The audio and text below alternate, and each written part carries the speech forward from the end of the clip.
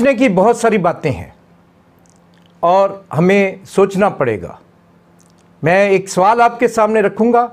मैं हूं कमरुज़्ज़मान खान और आप देख रहे हैं तबक़ाती कशमकश। मेरा सवाल आपसे यही है कि आप सोचें कि हमारे साथ हो क्या रहा है। इलेक्शन के आसपास आपने अक्सर एक फ़िक्रा सुना होगा कि वोट अमानत है या वोट मुल्क की अमानत है। कभी आपने सोचा कि ये अमानत किसकी है?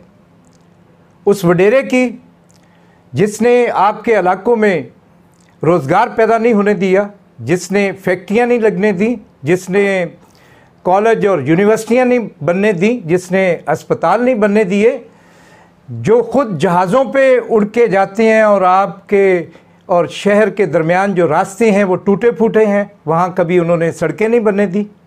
या फिर हमारा वोट उस सरमायादार की अमानत है जो मज़दूरों की मेहनत को चुराता है और ख़ुद पुरतईश ज़िंदगी गुजारता है और मज़दूर सारी ज़िंदगी फाका कशी की हालत में ज़िंदगी गुजारता है।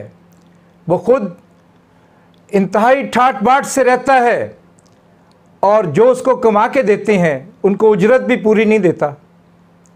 क्या वोट उस गद्दी नशीन या मुल्ला की अमानत है जो हमें सब्र की तलकीन करता है और ख़ुद 8-8 करोड़ की गाड़ियों में घूमता है?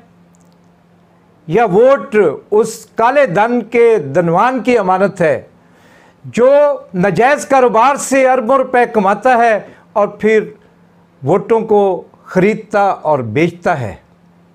या फिर वोट उसकी अमानत है जो हमसे वोट लेके असम्बलियों में पहुंचता है, इक़्तिदार में पहुंचता है, कर्ज़े लेता है और कर्ज़ों को खा जाता है, फिर कर्ज़ों को माफ़ करा लेता है?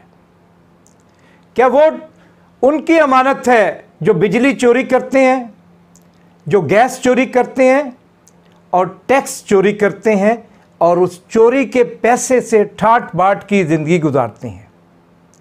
क्या कभी आपने सोचा है कि ये वोट जिसको हम अमानत समझ के इन लुटेरों को देते हैं, पिछले 74 सालों में हमारे दिए हुए वोट जिसको हमने अमानत समझ के इन्हें दिया, उससे कुछ हमारा कुछ बदला?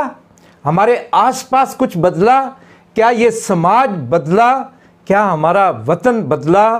क्या यहाँ से गुर्बत ख़त्म हुई? क्या हमारा इस्तेसाल ख़त्म हुआ? क्या हमारी कसम पुरसी ख़त्म हुई? क्या हमारे हालात बदले? अगर आपने ये आज तक नहीं सोचा तो फिर आज सोचें कि हम अपने दुश्मनों को वोट क्यों देते हैं और वोट देते हुए इसे अमानत क्यों करार देते हैं?